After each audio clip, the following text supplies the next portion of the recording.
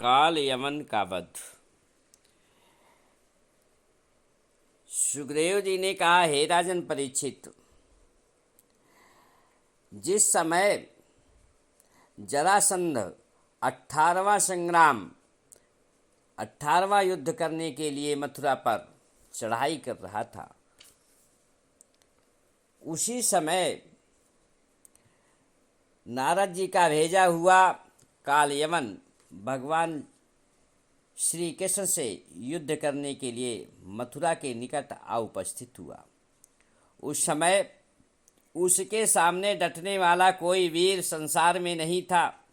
उसने अपनी सेना से मथुरा को घेर लिया।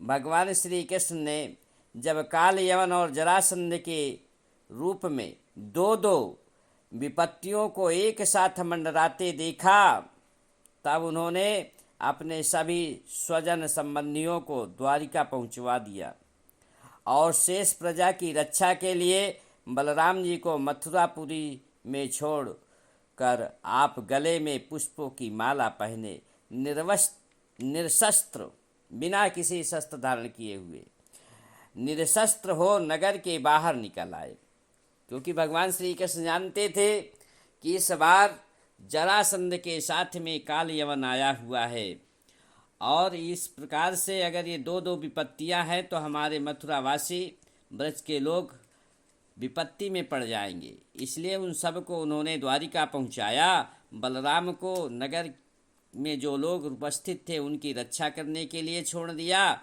और स्वयं बाहर निकले। उन्हें नगर के बाहर निकलते देखकर काल यमन ने निश्चय किया कि यह वही पुरुष वासुदेव है, क्योंकि नारद जी के बताए सभी लक्षण इसमें विद्यमान हैं। इस समय यह बिना अस्त्र शस्त्र के पैदल ही सो रहा है, आता है मैं भी इसे बिना अस्त्र शस्त्र के ही लड़ूंगा। ऐसा निश्चय कर वह श्री कृष्ण की ओर लपका, किंतु वे दूसरी ओर मुँह कर रणभूमि से भाग चले। प्रभु को पकड़ने के लिए वह उस श्री कृष्ण के पीछे पीछे दौड़ने लगा और रण छोड़ भगवान लीला करते आगे आगे भागने लगे। इसी प्रकार वे उसे दूर एक पहाड़ की गुफा में ले गए। जैसे भगवान उस गुफा में घुसे, वह उनके पीछे वहां जा पहुंचा, पर वहां एक दूसरे मनुष्य को सोते देखकर उसने समझा कि यह मुझे धोखा देने के लिए अब साधु बनकर ऐसे सो रहा है, मानो इसे कुछ पता ही ना हो। वह मूर्ख नहीं समझ पाया कि भगवान श्री कृष्ण ने अपना पीताम्बर उस सोते हुए व्यक्ति के ऊपर डाल दिया था। काल यमन अपने मद में चूर था। उसने सोते हुए पुरुष को कसकर एक लात मारी। काल यमन बार बार चिल्लाने लगा, यहाँ आकर ढोंग कर रहा है। वह पुरुष बहुत दिनों से वहाँ सो रहा था। पैर की चोट लगने से वह उठ बैठा और धीरे धीरे उसने अपनी आंखें खोली। उसके दृष्टि पड़ते ही काल यमन के शरीर में आग लग गई, आग उत्पन्न हो गई और वह क्षण भर में जलकर भस्म हो गया। इस पर परीक्षित ने पूछा, हे ऋषिश्रेष्ठ, जिसके दृष्टिपात मात्र से काल यमन जलकर भस्म हो गया, वह पुरुष कौन था? वह किस वंश का और किसका पुत्र था? उसमें ऐसी शक्ति कैसे प्राप्त हुई, कैसे आई? और फिर वह पर्वत की गुफा में जाकर क्यों सो रहा था? कृपा करके मेरा संदेह निवारण कीजिए। तब श्री सुखदेव जी ने कहा, हे राजन, वे इक्ष्वाकुवंशी राजा मांधाता के पुत्र मुचुकुंद थे। वे परम भक्त, सत्य प्रतिज्ञ, संग्राम विजेता महापुरुष थे। एक बार असुरों से डरकर देवताओं ने राजा मुचुकुंद से अपनी रक्षा के लिए प्रार्थना की और उन्होंने बहुत काल तक उनकी रक्षा भी की। जब देवताओं को स्वामी कार्तिकेय जैसे महान सेनापति मिल गए तब उन्होंने मुचकुंद से कहा, राजन, आपने हमारी रक्षा के लिए अत्यंत श्रम और कष्ट उठाया है। अब आप जाकर विश्राम कीजिए। आपने हमारे लिए केवल अपना कंटक राज्य भी नहीं छोड़ा, वरन सारी अभिलाषाओं और भोगों को भी परित्याग कर दिया है। अब आपके बंधु बांधव कोई भी नहीं बचे हैं। बलवान काल ने सबको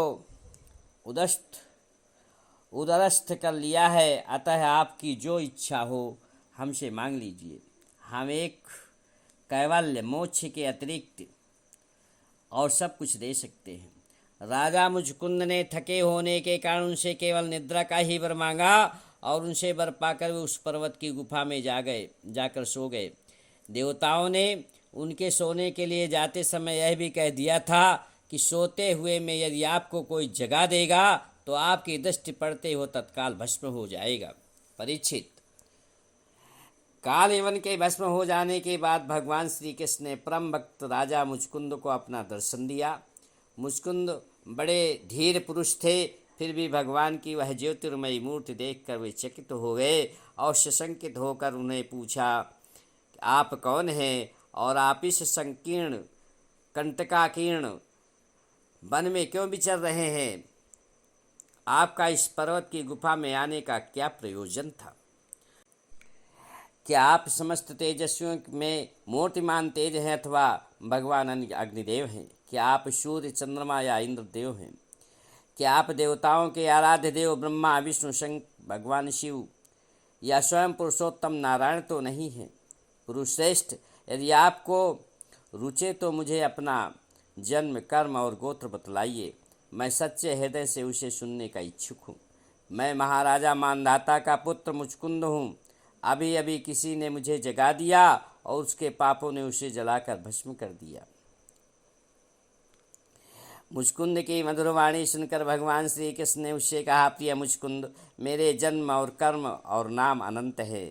स्वतः मैं भी उनकी गिनती नहीं कर सकता। वर्तमान में मैंने यदुकुल श्रेष्ठ वसुदेव जी के यहाँ अवतार लिया है, इसलिए लोग मुझे वासुदेव भी कहते हैं। और वह जो व्यक्ति तुम्हारी दृष्टि पड़ते ही भस्म हो गया, काल यमन नामक एक दुष्ट था। पहले तुमने मेरी बड़ी आराधना की थी, इसलिए तुम पर कृपा करके मैंने आपको दर्शन दिया और उसे इस गुफा में इसीलिए लाया था कि ताकि तुम्हारी दृष्टि पड़ते हुए दुष्ट का विनाश हो जाए। भगवान श्री कृष्ण के इस प्रकार कहने पर मुचकुंद को ऋषि गर्ग का यह कथन याद आ गया कि यदुवंश के भगवान अवतीर्ण होने वाले हैं। अतः आनंद विभोर होकर वे उनके चरणों में प्रणाम करके नाना प्रकार से स्तुति की। वृंदावन बिहारी लाल की जय।